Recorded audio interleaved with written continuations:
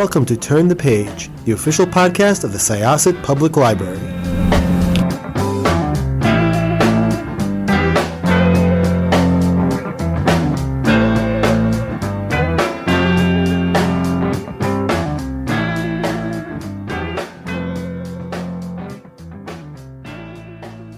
Welcome to Syosset Library's Turn the Page podcast. I am your host, Jessica, and I'm welcoming back Maxie Dara, who wrote a really fun book last year, which was like a little bit of mystery, a little bit of supernaturalism about a hot mess of a woman who worked for an organization called SCYTHE, and she was a Grim Reaper. And when she comes to reap, the subject of the reaping is not happy about it, obviously, but also might have set her on the course of a mystery.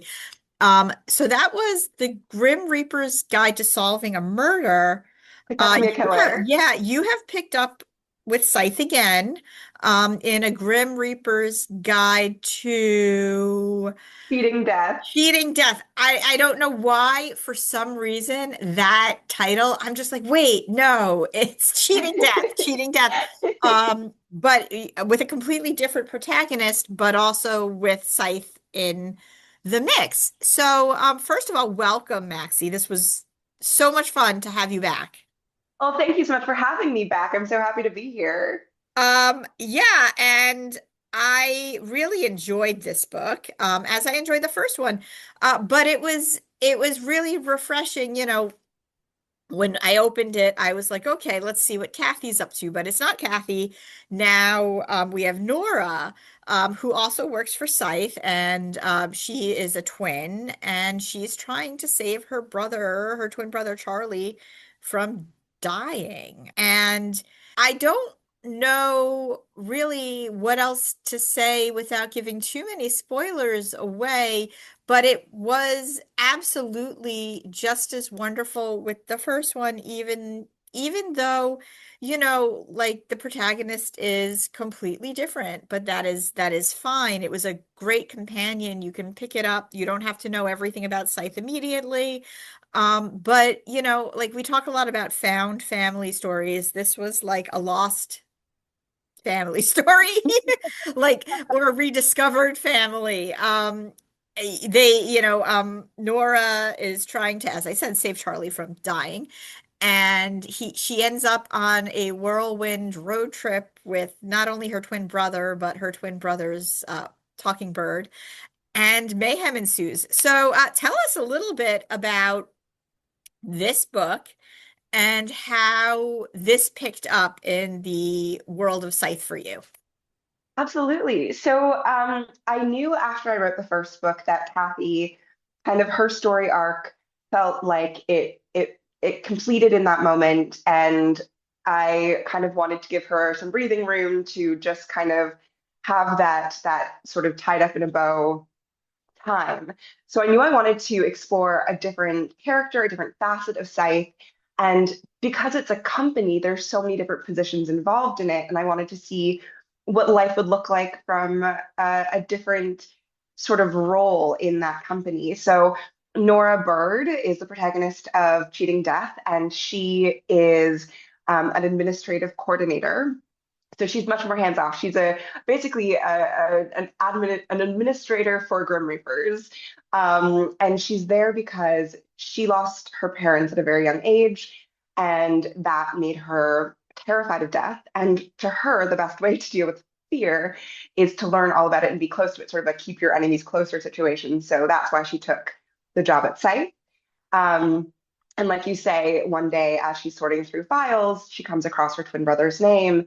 And completely against her nature, she takes the risk of going against company policy and trying to save his life, with, a parrot along for the ride. And kind of, there is a lot of found family in a very literal sense, because yeah, she goes on this road trip and there's a lot of uncovering about her parents and their connections.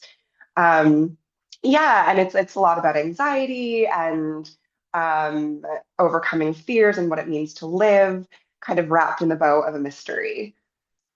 Yeah, because Charlie and Nora, their parents both died, which is an experience. I mean, obviously the human, like part of the human condition is you're going to lose people and eventually people will lose you.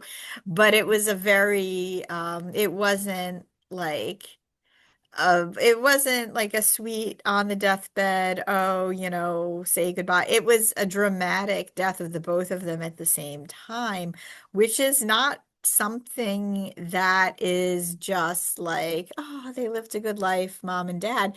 That's traumatic. That is life changing. Like that is your what is it? Like your nexus moment or whatever it is in Loki, which really like changes the course of who you are in your life. And the fact that Nora had anxiety, it was just so real. But it's also very funny and also poignant that she chooses to work in an organization that deals with death, where death was the thing that changed her at an early age. So, yeah, like where did Charlie and Nora come for you, like, in your mind? Did they just kind of like come through and they're like, so it's us now, you're going to talk about us? It was definitely that was definitely a part of it. I feel like whenever I'm writing, because I'm a very character-driven author, and so oftentimes someone will just show up and be like, "Okay, this is my my turn to have my story told." But also, I think in all of my writing, because the scythe world does deal with death and with a lot of heavy topics through a supernatural lens and a humorous lens, it's also an opportunity to explore those very human fears that I have and that I think a lot of people experience. So I think a lot of Nora's anxieties and neuroses come from my own in the past and in the present, and also from people in my life.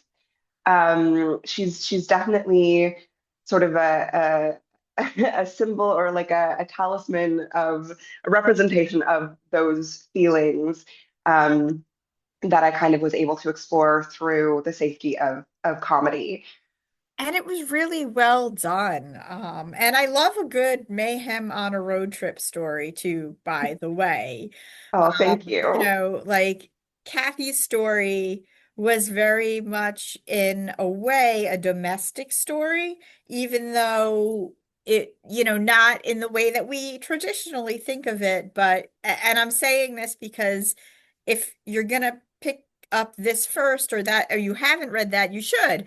But it's just a very different type of journey. So it was a little bit more grounded in a specific area, whereas this takes you all over the place.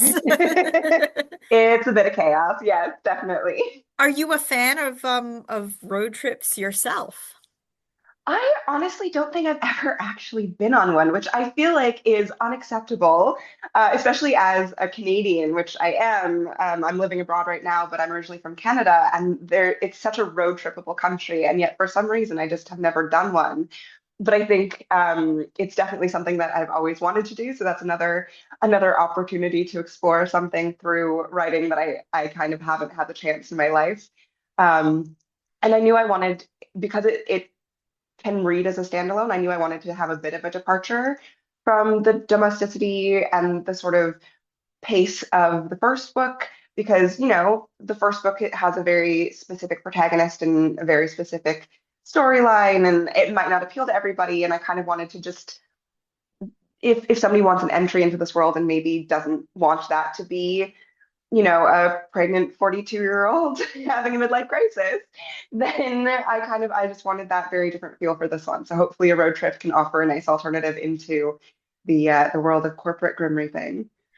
Um, I am also a big fan, just in general, of any sort of book or media that brings something like that, like grim reaping or mundane, like death, but from a supernatural point, or just in general into a corporate setting. I will go on record saying I'm like a huge fan of like the Venture Brothers, which is like almost it's like superheroes and supervillains, but it's really just like the corporate side, and there's a lot of red tape. Like you can't be an arch villain if somebody already has an arch, and I really love that.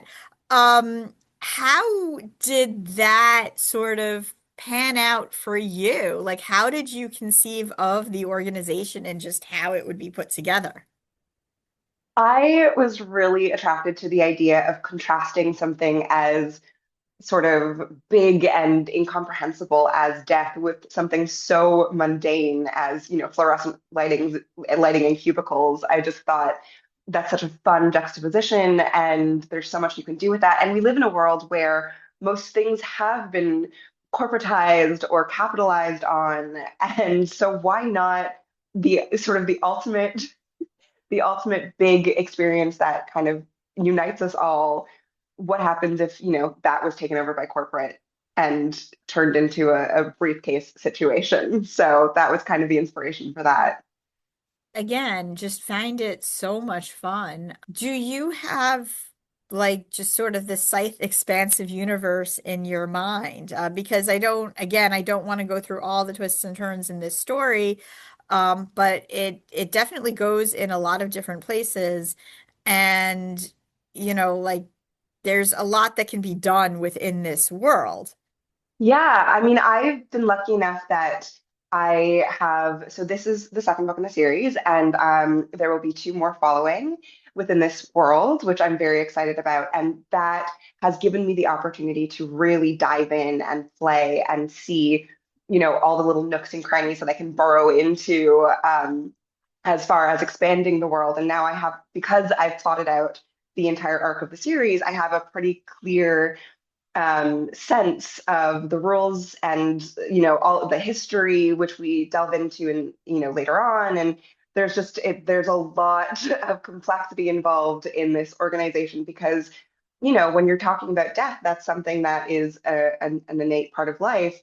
So they've been around the block a while. They have a lot of um, rules and regulations, and also just a backstory that I've had the privilege now to flesh out, which is very exciting for me.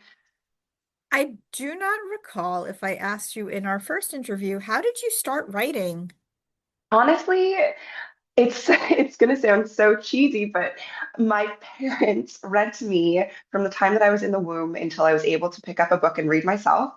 And then I just became so hungry for stories, and to the point where I would just occupy myself for hours in my crib, telling myself stories about whatever toys I had on hand. It's always been such a love of mine to just tell stories and in any form. And when I sort of understood what a book was at around, I don't know, preschool age, I was like, oh, this is something that people do. This is something that maybe I could do. And it's just kind of, I've never stopped. Awesome. Well, I can't wait to see what comes next. Thank you so much for sharing this story with us and the world of Scythe. Thank you so much. This was Jessica with SCYTHE Libraries Turn the Page podcast. My guest was, Maxie Dara. and we are going to close this chapter of Turn the Page. It's time to close this chapter of Turn the Page. Join us for the next episode.